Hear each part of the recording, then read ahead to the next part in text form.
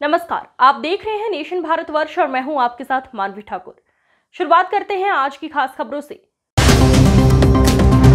मोतिहारी में फिर से चरस की एक खेप बरामद हुई है। बरामद चरस की कीमत करीब 8 करोड़ रुपए बताया जा रहा है। एक सप्ताह के अंदर मोतिहारी में करीब 100 किलो चरस मोतिहारी पुलिस ने बरामद की है।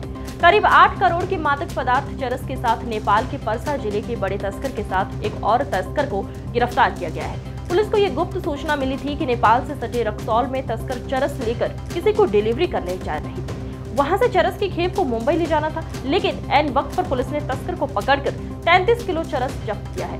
एसपी कांतेश मिश्रा ने इसकी जानकारी देते हुए कहा कि पूर्वी चंपारण की रक्सौल में चरस की खेप मुंबई जाने वाली थी, जिसकी जानकारी मिली और रक्सौल डीएसपी के नेतृत्व में एक टीम का गठन हुआ और चरस के साथ 2 तस्कर को गिरफ्तार किया गया।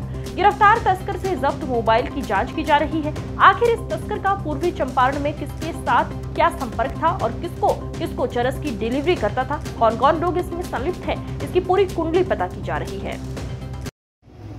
आज की जो प्रेस कॉन्फ्रेंस बुलाई गई है, 2 अलग अलग उपलब्धि के संबंध में आप लोगों को ब्रीफ करने के लिए। पहली उपलब्धि है मादक पदार्थ के संबंध में जो जब्त किया गया है। 27 अगस्त को सूचना मिली थी, जो सूचना के आधार पर एक विशेष टीम का गठन किया गया था एसडीपी और रक्सौल के नेतृत्व में, और छापामारी करके 2 तस्करों को पकड़ा गया है। एक जो है तस्कर पसरैया थाना जिला परसा नेपाल का है शेख अफजल, और पूर्वी चंपारण का रहने वाला है गुड्डू ठाकुर। इनके पास से छोटे छोटे अलग अलग पैकेट में 32.5 किलोग्राम मादक पदार्थ चरस जो बरामद हुआ है। एक मोटरसाइकिल और एक मोबाइल भी जब्त हुआ है। इस संबंध में रक्सौल थाना में जांच चल रही है। हम लोग प्रयास कर रहे हैं इसके जो बैकवर्ड लिंकेजेस और फॉरवर्ड लिंकेज पर काम करने के लिए। और कुछ दिन पहले भी हम लोगों ने 60 किलो के आसपास चरस बरामद किया था। इस वर्ष हम लोगों ने बहुत सारी कार्रवाई करके अलग अलग थाना अंतर्गत मादक पदार्थ जब्त किए गए हैं। नशे के विरुद्ध हमारा ये अभियान आगे भी जारी रहेगा। रोहतास जिले के सासाराम में दिन दिहाड़े एक युवक को चाकू गोदकर हत्या कर दी गई। मृतक का नाम सरोज पासवान था। आक्रोशित लोगों ने मृतक के शव के साथ पोस्ट ऑफिस चौराहा को जाम कर दिया। सूचना मिलने पर सासाराम एसडीएम आशुतोष रंजन एवं एसडीपीओ दिलीप कुमार मौके पर पहुंचे और लोगों को समझाने बुझाने का काम कर रहे हैं। घटना के बारे में बताया जा रहा है कि दरीगांव थाना क्षेत्र के बड़की करपुरवा के पास ये वारदात हुई है। मृतक सरोज पासवान की उम्र 25 वर्ष थी। जिसने हत्या किया है वो हाल ही में पुलिस गिरफ्त से छूट कर आया है। चूंकि वारदात दरीगांव थाना क्षेत्र की है, लेकिन आक्रोशित लोगों ने सासाराम नगर थाना क्षेत्र के पोस्ट ऑफिस चौराहा को जाम किया है। पुलिस मामले की तहकीकात कर रही है। आपको बता दें कि पोस्ट ऑफिस चौराहा को जाम कर देने के कारण काफी देर तक पूरे शहर का परिवहन व्यवस्था अस्त व्यस्त हो गया है। बताते चले कि पिछले 22 अगस्त को भी रोहतास जिले के बद्दी थाना क्षेत्र में एक आभूषण कारोबारी की लूट के दौरान गोली मारकर हत्या कर दी गई थी। हत्या के 1 सप्ताह बाद में पुलिस ने अभी तक हथियारों को गिरफ्तार नहीं किया है, जिसके कारण सासाराम में लगातार विरोध प्रदर्शन हो रहा है। वैसे में हत्या का एक मामला अभी शांत नहीं हुआ, जबकि दूसरा हत्या होने से जिले के लोग रोहतास पुलिस की कार्यशैली पर सवाल खड़े कर रहे हैं। 22 अगस्त को बड्डी थाना क्षेत्र में हुए एक जेवर कारोबारी की लूट के दौरान हत्या को लेकर विरोध थमने का नाम नहीं ले रहा है। जिला मुख्यालय सासाराम में भारतीय विश्वकर्मा महासंघ के बैनर तले सासाराम में प्रदर्शन किया। इस दौरान कुशवाहा सभा भवन से विरोध मार्च निकालते हुए जिला प्रशासन को ज्ञापन सौंपा। आपको बता दें कि प्रदर्शन के दौरान भारी संख्या में पुलिस बल भी तैनाती की गई है। 22 अगस्त को सूरज सोरी की हत्या के बाद से लगातार प्रदर्शन दौर जारी है। लोगों का कहना है कि अभी तक अपराधियों की गिरफ्तारी नहीं हुई है, जिसको लेकर व्यवसायियों में मायूसी है। प्रदर्शन कर रहे लोगों का कहना है कि घटना के इतने दिन बीत जाने के बाद भी अब तक अपराधियों की गिरफ्तारी होना। आज पुरुष मार्च है कि सूरज सोनी की हत्या हुए जो है 10 दिन से अधिक हो गया, लेकिन एक भी अपराधी उसका गिरफ्तार नहीं हुआ।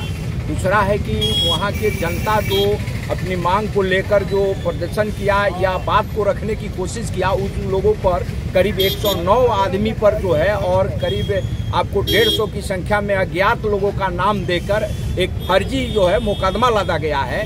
और पीड़ित परिवार को जो जिनका बेटा मारा गया उनको गिरफ्तार करने के लिए इनके भाई को, उनके परिवार को गिरफ्तार करने पुलिस आ रही है। बेशर्म हो गई है पुलिस। यहाँ की एसपी डीएसपी बेशर्म है।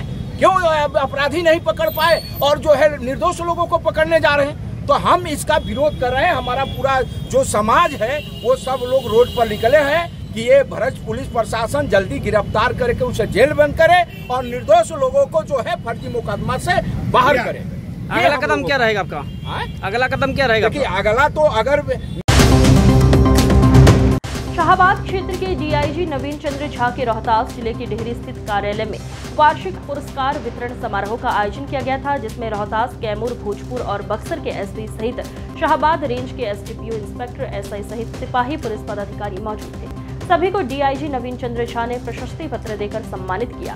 डीआईजी नवीन चंद्र झा ने कहा कि आज वार्षिक पुरस्कार वितरण समारोह का आयोजन मेरे कार्यकाल में किया गया था। अपराध अनुसंधान विभाग के द्वारा कांडों में इन्वेस्टिगेशन और रिकवरी के लिए उन्हें प्रशस्ति पत्र दिया गया था, इसलिए रेंज के चारों जिले रोहतास, कैमूर, भोजपुर और बक्सर के एसपी का प्रशस्ति पत्र देकर सम्मानित किया गया है। साथ ही कई जिले के एडीपीओ, इंस्पेक्टर, एसआई और सिपाहियों को भी बेहतर कार्य करने के लिए भी उन्हें सम्मानित किया गया है। के लिए पदाधिकारी को सम्मानित किया गया। आज जो वार्षिक पुरस्कार वितरण समारोह है उसका आयोजन किया गया था रेंज कार्यालय में। यहाँ पे जो हमारे रेंज के 4 जिले हैं उसके सभी पुलिस पदाधिकारी और कर्मी जो कि अपराध अनुसंधान विभाग के द्वारा जिनको प्रशस्ति पत्र प्रदान किया गया है विभिन्न कांडों में कुछ त्रुटि का इन्वेस्टिगेशन और रिकवरी के लिए, उनको यहाँ बुलाया गया था और आज उनको प्रशस्ति पत्र देकर सम्मानित किया गया था।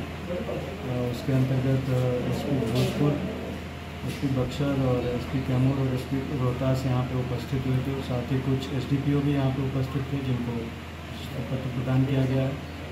साथ ही प्रत्येक जिले से इंस्पेक्टर, सब इंस्पेक्टर और सिपाही थे जिनकी संख्या अच्छी संख्या थी, जिनको कि अच्छे कार्यों के लिए एप्रिसिएशन लेटर दिए गए।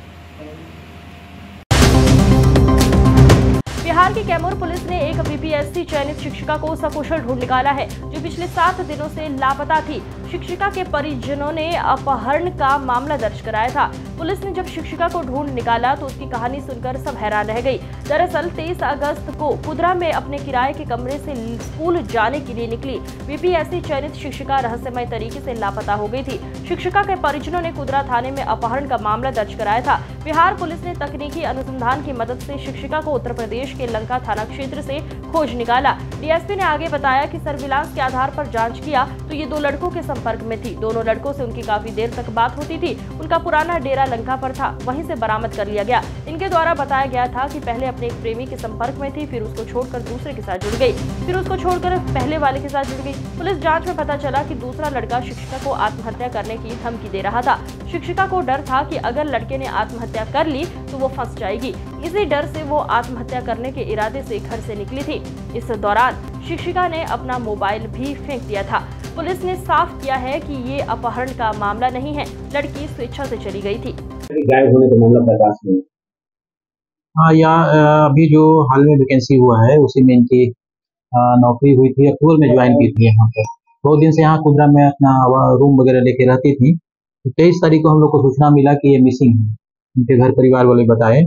25 तारीख को हम लोग 24 घंटा वेट किए थे कि 24 घंटा तक शायद कहीं गई होंगी तो आ जाएंगी। तो 25 का हमारे यहाँ कांड दर्ज किया गया था और टेक्निकली हम लोग इसके जब छानबीन किए तो पता चला कि 23 को ही लड़की का अंतिम लोकेशन जो है बनारस में पाया जा रहा था। फिर इनके परिजन भी आए, उनसे भी पूछताछ की गई। तो पूछताछ के क्रम में और जो टेक्निकल हम लोग सर्विलांस किए उसके आधार पर पता चला कि ये कुछ घर के बाहर के कुछ लोग हैं, कुछ लड़के का ही उनसे इनका संपर्क है। उसमें इम्पोर्टेंट जो बात थी वो 2 लड़का था जिससे इनकी बात लगातार हो रही थी। इस संबंध में घर वाले को भी जानकारी थी पहले से कि इनका किसी लड़के से बातचीत होती है। आज कल रात में इनको सुरक्षित बरामद कर लिया गया है बनारस। बिहार के आरा में फाइलेरिया की दवा खाने से 39 बच्चे बीमार हो गए। सभी बीमार बच्चों को आनंद फानन में आरा सदर अस्पताल में इलाज के लिए भर्ती कराया गया, जहां सभी बच्चों की स्थिति सामान्य बताई जा रही है। गुरुवार को अभियान के तहत विद्यालयों में फाइलेरिया की दवा खिलानी थी। इसी क्रम में सुबह 12 बजे के करीब स्वास्थ्य विभाग की टीम उत्क्रमित मध्य विद्यालय सलेमपुर फाइलेरिया की दवा खिलाने पहुंची। दवा खिलाने की कुछ ही देर बाद स्कूल के बच्चों की तबियत बिगड़ने लगी। बच्चों की तबियत बिगड़ते देख स्कूल प्रशासन सख्ते में आ गया। सभी बच्चों को आरा के सदर अस्पताल में लाया गया। बताया जाता है कि फलेरिया की दवा खाने से करीब 50 बच्चे बीमार हो गए, जिसके बाद करीब 39 बच्चों को इलाज के लिए आरा सदर अस्पताल में भर्ती कराया गया। वहीं घटना की सूचना मिलने पर भोजपुर सिविल सर्जन, जिला शिक्षा पदाधिकारी सदर अस्पताल, उपाधीक्षक सदर अस्पताल के इमरजेंसी वार्ड पहुंचकर मामले की जानकारी ली। स्कूल में फलेरिया की दवाई खिलाई जा रही थी, अचानक बच्चों की तबीयत बिगड़ी है, क्या दवा में गलती है या क्या? नहीं, बिल्कुल नहीं, दवा पे गड़बड़ी होने का कोई बात नहीं है। कोई ऐसा बच्चा होगा जो खाली पेट आ गया होगा और दवा खाया होगा, ऐसे बाउल इरिटेशन थोड़ा सा होता है, गैस्ट्राइटिस उसको हम लोग बोलते हैं नॉर्मल भाषा में, तो उसमें थोड़ा पेन होता है और उल्टी होती है, और यही चीज़ हुआ है। पेन और उल्टी के साथ बच्चे आए हैं और सब बच्चा को उल्टी भी नहीं है, उसमें एक दो अभी हमने देखा है करीब 24 बच्चे यहाँ पर आ चुके हैं, और यहाँ पर एक ही दो बच्चा जो बोला कि हम एक उल्टी है, कोई कह रहा है 2 उल्टी हुआ है, तो हमने यहाँ ट्रीटमेंट स्टार्ट कर दिया है। ये थोड़ा पैनिक ज़्यादा है और उसका प्रॉपर मेडिसिन हम लोग एंटासिड दे दिए हैं। बच्चे चूँकि गर्मी भी बहुत है, बाहर में थका हुआ है, परेशान है, तो हमने IV लाइन पर रखा है बच्चे को, और बच्चा सबका सब बच्चा जो यहाँ पर आए हैं सारे बच्चे एकदम स्वस्थ हैं, किसी को कोई घबराने का, कोई परेशान होने का जरूरत नहीं है। और दवा में खराबी का हम लोग बोल भी रहे थे कि भाई स्कूली बच्चे जो हैं करीब 50 स्कूली बच्चे बीमार हो गए हैं फलेरिया की दवा खाने से, क्या मालूम चला? हम लोग थे यहीं थे और आए तो पता चला, मैंने खबर मिली कि सलेमपुर के बच्चे हैं, ये करीब 50 बच्चे बीमार हो गए, एक बच्ची का पेट फूला हुआ है। तो अब क्या डोज देना है डॉक्टर लोग बताएंगे, लेकिन कोई 3 खाया टैबलेट, कोई 2 खाया, इसका कितना डोज होना चाहिए ये डॉक्टर लोग बताएंगे।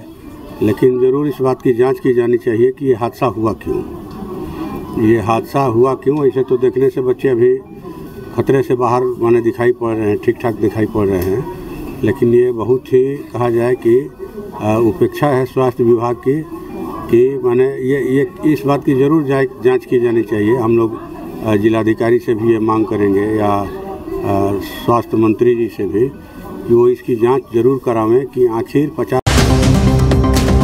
केंद्रीय मंत्री चिराग पासवान ने पश्चिम बंगाल में हाल ही में हुई घटना पर गहरी नाराजगी जताते हुए कहा, इस घटना की जितनी भी निंदा की जाए वो कम है। पासवान ने कहा कि राज्य में कानून व्यवस्था की स्थिति दिन प्रतिदिन बिगड़ती जा रही है, जिससे राज्य की जनता में असुरक्षा का माहौल है। केंद्रीय मंत्री ने पश्चिम बंगाल की मुख्यमंत्री ममता बनर्जी पर हमला बोलते हुए कहा, एक महिला मुख्यमंत्री होते हुए भी वहां पर महिलाएं सुरक्षित नहीं है। ये एक शर्मनाक स्थिति है जो दर्शाता है कि ममता बनर्जी अपने प्रदेश को सुरक्षित नहीं रख पा रही हैं। उन्होंने आगे कहा कि ऐसी स्थिति में केंद्र सरकार को हस्तक्षेप करना चाहिए और राज्य में राष्ट्रपति शासन लागू करना चाहिए, ताकि राज्य में कानून व्यवस्था को सही तरीके से बहाल किया जा सके। चिराग पासवान की इस मांग से राजनीतिक माहौल गर्मा गया है और अब ये देखना दिलचस्प होगा कि इस पर ममता बनर्जी और केंद्र सरकार की क्या प्रतिक्रिया होती है। बयान एक मुख्यमंत्री को और नहीं हो सकता, एक मुख्यमंत्री पीछे हो जाए, एक मुख्यमंत्री जो अपना राज्य नहीं संभाल पा रही हैं। और देखिए, मैं कोई दोषारोपण नहीं करना चाहता, ये घटना इस तरीके की महिलाओं के साथ अगर किसी भी राज्य में होती है तो वो उतनी ही शर्मनाक है, उतनी ही चिंताजनक है।